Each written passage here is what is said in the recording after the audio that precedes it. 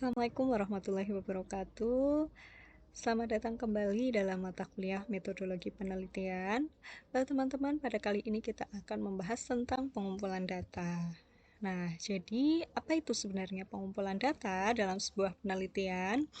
Nah, bisa kita lihat di sini ya, teman-teman, bahwa di sini ada contoh orang yang sedang melakukan wawancara. Nah, di sini ada dari salah satu pewawancara yang memegang HP. Nah, fungsi HP di sini adalah untuk merekod jawaban dari narasumber. Nah, jadi pengumpulan data merupakan kegiatan mencari data di lapangan yang akan digunakan untuk menjawab permasalahan penelitian.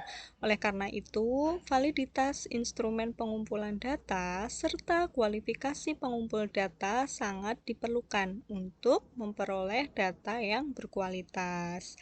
Jadi dalam pengumpulan data ini sangat penting sekali untuk dilakukan oleh peneliti ya, karena pengumpulan data nantinya akan menjawab rumusan masalah yang telah dibuat oleh peneliti. Nah, dan di sini salah satu contoh pengumpulan data menggunakan teknik wawancara. Nah, kemudian pengumpulan data terbagi menjadi dua ya, teman-teman, yaitu pengumpulan data primer dan juga pengumpulan data sekunder.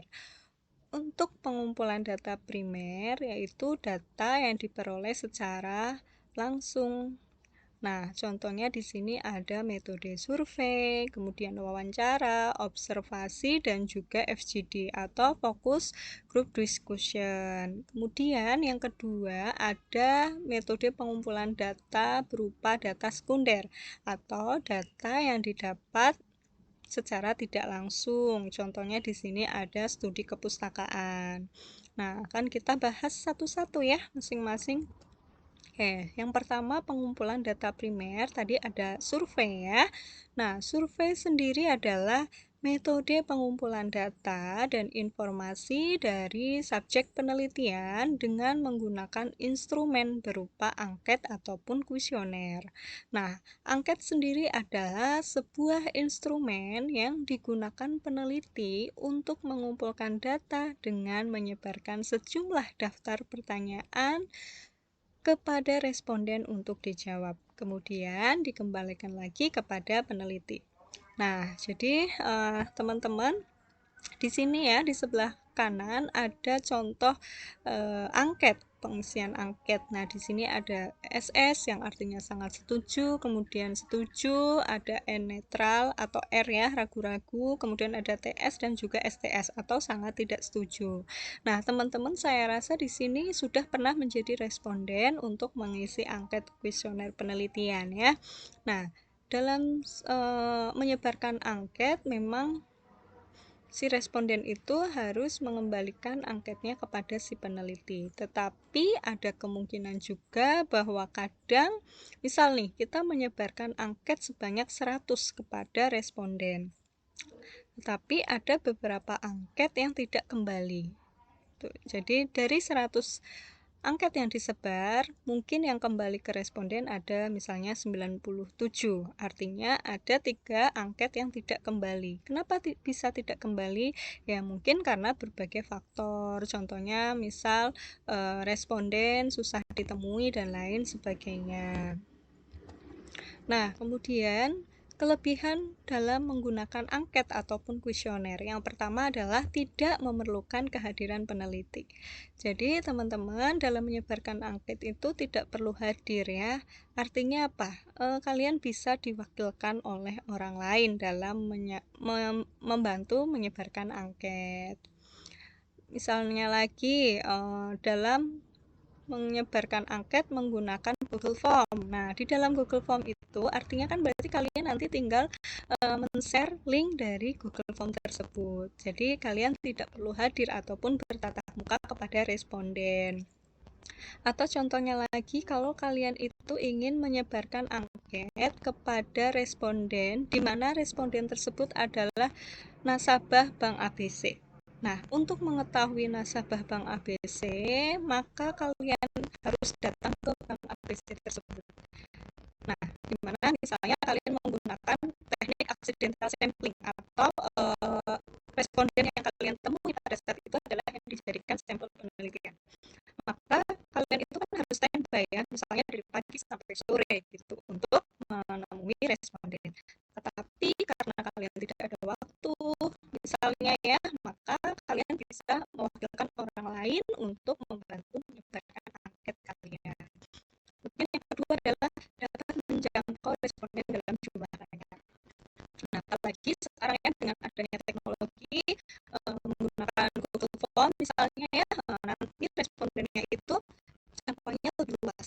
Misalnya tidak hanya di wilayah Pekalongan, tetapi dapat di wilayah, berbagai wilayah yang ada di Indonesia. Itu tinggal kita sekali Google Form-nya. Kemudian isi pertanyaan seragam untuk semua responden. Jadi artinya satu pertanyaan kuesioner atau angket itu untuk seluruh responden, ya sama semua responden itu pertanyaannya diberikan sama di dalam kuesioner tersebut. Kemudian yang keempat, kelebihan dari angket atau kuesioner adalah dapat dibuat anonim atau tanpa menyebutkan identitas responden sehingga responden bebas menjawab. Jadi terkadang kalau misalnya kita mencantumkan nama asli kita, itu kan mau menjawab itu mungkin malu gitu ya, atau nggak enak gitu sama si peneliti, nanti jawaban kita ketahuan gitu. Nah maka dalam angket ini boleh kita membuat nama kita menjadi anonim gitu ya, atau tanpa menyebutkan identitas responden. Kemudian yang kelima adalah dapat dijawab menurut kesempatan yang dimiliki oleh responden. Jadi dalam menyebarkan angket atau kuesioner, si responden itu bisa menjawabnya kapan saja saat mereka ada waktu. Seperti itu. Tidak harus pada saat itu juga. Berbeda saat kita menggunakan metode wawancara. Kalau misalnya kita menggunakan metode wawancara, misalnya nih janjian jam 10 gitu ya, maka wawancara tersebut dilaksanakan pada pukul 10 seperti itu ya, pada jam menunjukkan pukul 10. Nah, kemudian ada jenis angket. Jenis angket itu terbagi menjadi 4 ya, teman-teman, yaitu ada angket terbuka, angket tertutup,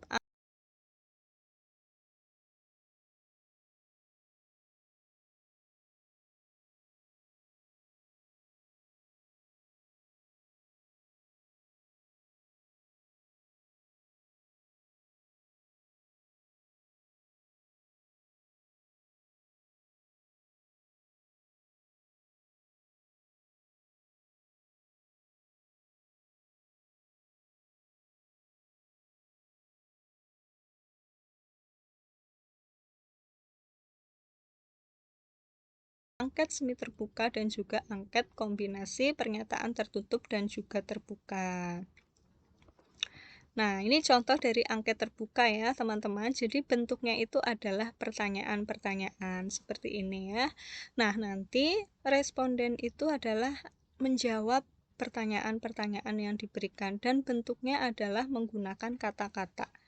Serta antar responden jawabannya itu beragam ya, sesuai apa yang dialami oleh responden. Ini angket terbuka. Kemudian angket tertutup, contohnya di sini adalah si responden itu berbeda. Kalau yang tadi terbuka itu adalah responden bebas gitu ya untuk menjawab pertanyaan-pertanyaan. Tetapi dalam angket tertutup, responden itu tidak bisa seenaknya sendiri atau tidak bisa bebas dalam menjawab pertanyaan. Tetapi dalam angket tertutup, responden itu harus menjawab apa yang sudah ada dalam pertanyaan angket tersebut. Contohnya, misal di sini ada aplikasi yang digunakan. Nah, misalnya apakah Open Learning UMPP, Google Classroom, Google Drive, dan lain sebagainya gitu. Jadi jawaban kalian ya apa yang sudah dicantumkan di situ. Ini juga ya, ini contoh yang kedua adalah ada SS sangat setuju, S setuju, KS kurang setuju, dan juga ada TS tidak setuju. Jadi kalian nanti memilih jawaban yang sudah disediakan. Kalian centang gitu ya jawabannya, atau misalnya ada pertanyaan ya atau tidak gitu. Nah, itu juga termasuk angket tertutup.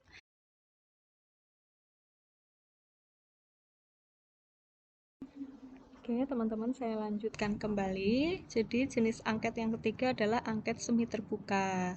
Nah, ciri-ciri dari angket semi terbuka adalah si peneliti memberikan pilihan jawaban yang sudah dibuat. Selain itu juga peneliti itu memberikan kesempatan kepada responden untuk menjawab pilihan jawaban di luar yang sudah diberikan oleh responden. Nah, contohnya di sini adalah si peneliti menyebutkan kata lainnya. Nah, kemudian si responden disuruh menyebutkan. Nah, seperti itu ya, itu yang namanya angket semi terbuka. Nah, misalnya contoh di sini ada variabel pengenalan kebutuhan. Nah, pertanyaannya adalah apakah alasan atau motivasi pertama kali yang membuat Anda tertarik untuk membeli produk kosmetik halal? Nah, di sini si peneliti memberikan pilihan jawaban A sampai D ya. Nah, kemudian juga peneliti menambahkan di poin E yaitu lainnya. Kemudian sebutkan. Nah, artinya di sini peneliti memberikan kesempatan kepada responden untuk mengisi alasan lain atau motivasi lain yang dimiliki oleh si responden. Kemudian angket yang keempat adalah angket kombinasi. Nah, angket kombinasi di sini artinya apa? Berarti gabungan dari angket terbuka, angket tertutup, dan semi terbuka. Nah, semuanya ada di sini ya, di angket kombinasi. Ini salah satu contohnya ya, teman-teman. Silahkan nanti ditentukan model angket mana yang nantinya cocok dalam penelitian yang akan kalian lakukan. Nah, kemudian pengumpulan data primer yang kedua jenisnya adalah wawancara. Nah, di sini ada sebuah gambar ya, teman-teman, ada dua orang yang sedang mewawancarai.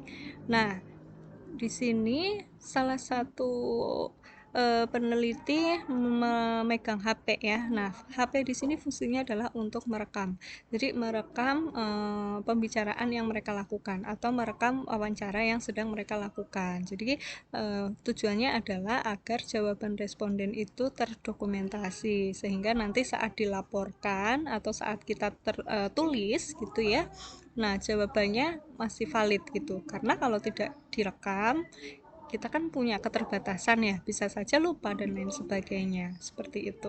Dan si peneliti maupun responden ini menggunakan masker ya teman-teman, karena dilakukan pada saat pandemi COVID-19. Jadi wawancara sendiri adalah metode pengumpulan data dalam bentuk komunikasi langsung antara peneliti dan responden. Nah, jadi bisa kita lihat ya di sini di gambar terjadi interaksi langsung antara peneliti dan juga responden. Nah, berbeda halnya dengan tadi yang angket ya. Kalau angket itu kan tidak mengharuskan peneliti maupun responden itu saling berkomunikasi secara langsung. Tetapi dalam metode wawancara, peneliti dan responden harus saling berkomunikasi langsung. Nah, komunikasi langsungnya yaitu berupa tanya jawab sambil bertatap muka antara peneliti dan juga responden. Nah, untuk tatap muka sendiri bisa dilakukan tidak hanya bertemu secara fisik ya, tapi bisa melalui telepon, kemudian bisa menggunakan Zoom meeting ataupun Google Meet dan lainnya ya, karena sekarang kan semakin banyak teknologi sehingga memudahkan kita dalam proses wawancara. Jadi dengan adanya teknologi itu kita bisa mewawancarai narasumber yang jaraknya jauh gitu. Nah, kemudian jenis wawancara ada dua ya teman-teman, yaitu wawancara terstruktur dan wawancara tak terstruktur. Untuk wawancara terstruktur adalah wawancara yang disusun secara terperinci seperti halnya kuesioner. Nah, jadi si peneliti dalam wawancara terstruktur itu sudah membuat pertanyaan yang akan diajukan kepada peneliti.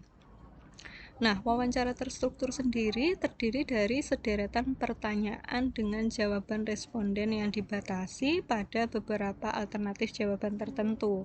Nah, pewawancara memberikan tanda centang pada pilihan jawaban yang telah tersedia.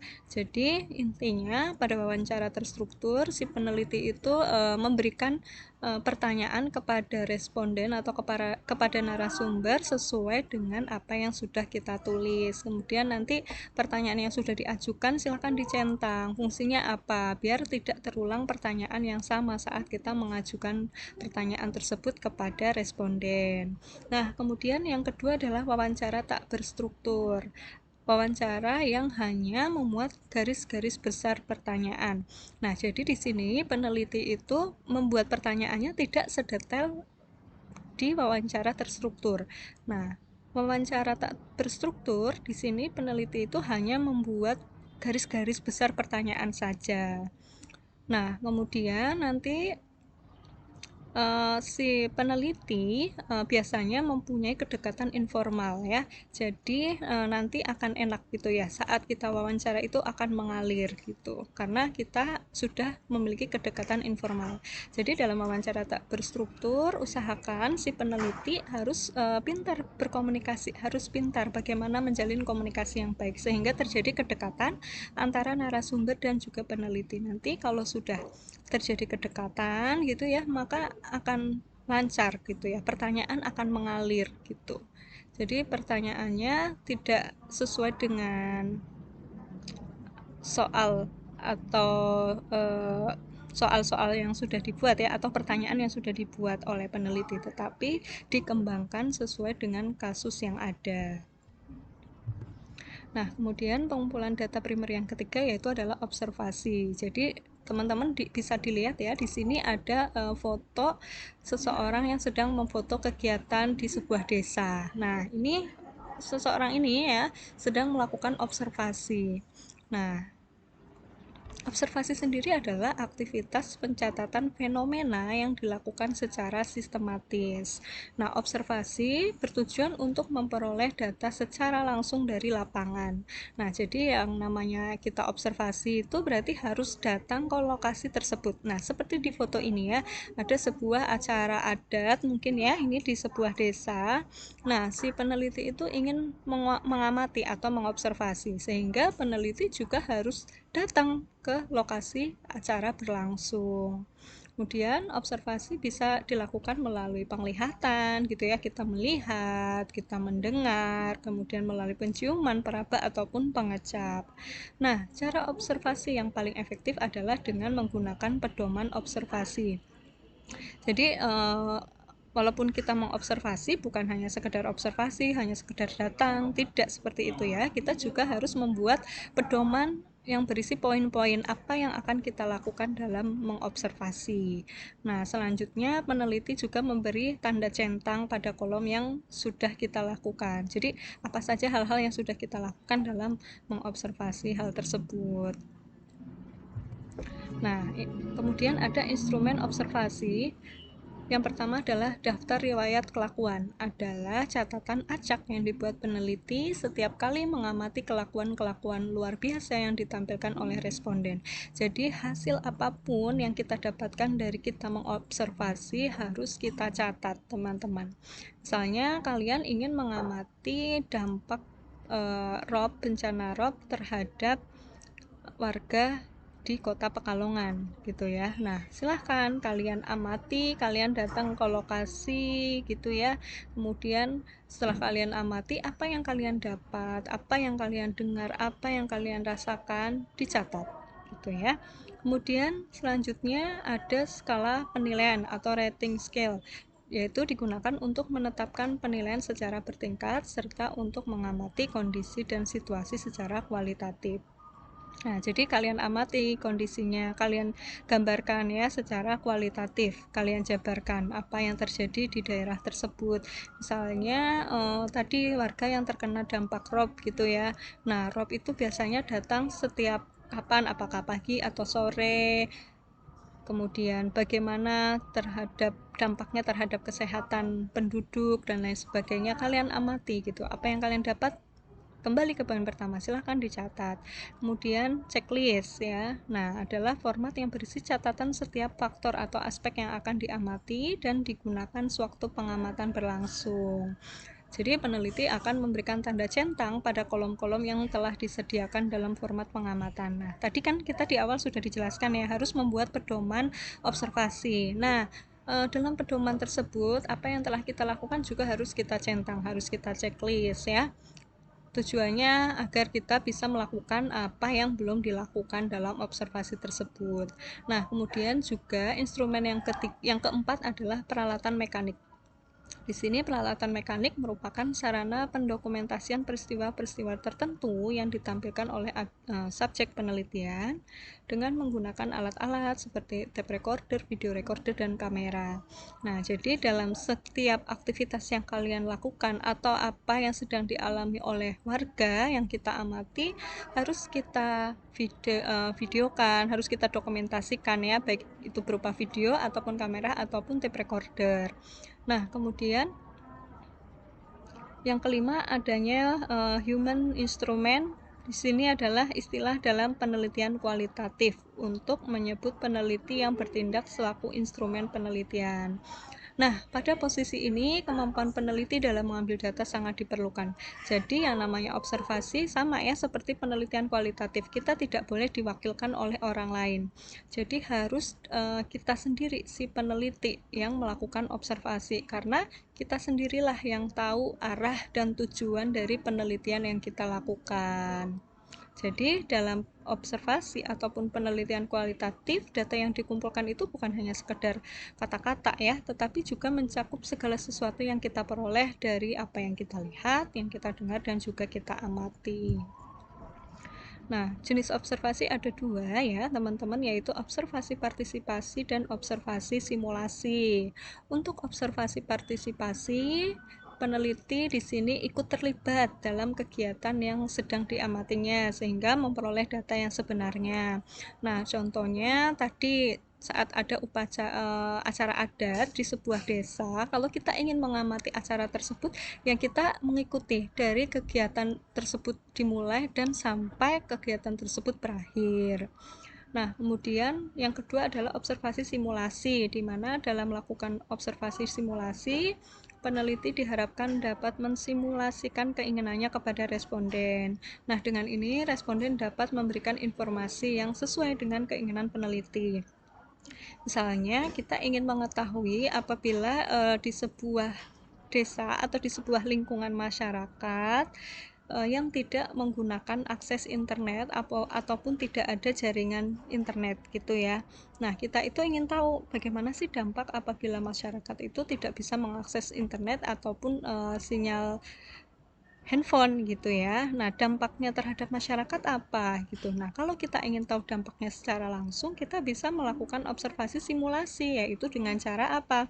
Dengan cara memberikan kepada warga yang kita amati, misalnya kita memberi waktu gitu ya, 1 hari, 2 hari, atau seminggu gitu ya, misalnya mengamati, kita mematikan dulu jaringan internet yang mereka miliki gitu, atau kita mengambil HP dari para responden itu kalau tentunya dengan izin terlebih dahulu ya. Nah, kemudian setelah masyarakat tidak memiliki akses internet, nanti kita bisa mengamati apa dampak yang dirasakan atau didapat oleh responden. Nah, kemudian pengumpulan data primer yang keempat ada Focus Group Discussion atau FGD. Nah, FGD sendiri adalah cara pengumpulan data dengan menggunakan sebuah forum diskusi dengan tema-tema yang sudah dipersiapkan oleh peneliti sejak awal. Jadi, sebelum FGD dimulai, kita harus sudah membuat tema. Tema apa yang akan dibahas pada acara FGD berlangsung. Jangan sampai pembahasan yang dilakukan saat FGD itu di luar tema yang sudah ditentukan. Nah, tujuannya tentu adalah untuk mendapatkan informasi sebanyak-banyaknya tentang tema yang ingin menjadi fokus dalam penelitian. Jadi kalau dalam FGD tersebut pembahasannya sudah di luar tema yang kita buat, maka harus kita hentikan ya. Harus kita kembalikan ke tema awal yang penelitian yang telah kita lakukan. Nah, kemudian untuk pengumpulan data sekunder. Nah, pengumpulan data sekunder yaitu data yang didapat secara tidak langsung, contohnya melalui studi kepustakaan. Nah, studi kepustakaan merupakan kegiatan pengumpulan data dan informasi yang memuat berbagai ragam kajian teori yang sangat dibutuhkan peneliti. Nah, studi kepustakaan di sini sumbernya didapat dari berbagai sumber, contohnya seperti buku, artikel, koran, majalah, naskah, catatan sejarah, arsip, ataupun laporan penelitian terdahulu ya, termasuk juga di dalamnya adalah rekaman berita dari radio, televisi, dan media elektronik lainnya. Nah, ini ada beberapa contoh data sekunder yang sering digunakan dalam penelitian. Misalnya teman-teman itu ingin mengetahui atau mengambil data tentang kependudukan, maka nanti teman-teman bisa mencari datanya di dalam Badan Pusat Statistik Nasional atau BPS. Kemudian kalian itu ingin mengetahui kinerja bank, maka laporannya dapat diambil di website bank yang bersangkutan atau dari websitenya OJK atau Otoritas Jasa Keuangan. Kemudian ada juga data saham. Nah, data saham ini bisa diambil dari idx.com dan lain-lain ya. Kemudian ada data ekspor impor dan lain sebagainya. Nah, cukup sekian pembahasan terkait dengan pengumpulan data. Terima kasih atas waktunya teman-teman. Wassalamualaikum warahmatullahi wabarakatuh.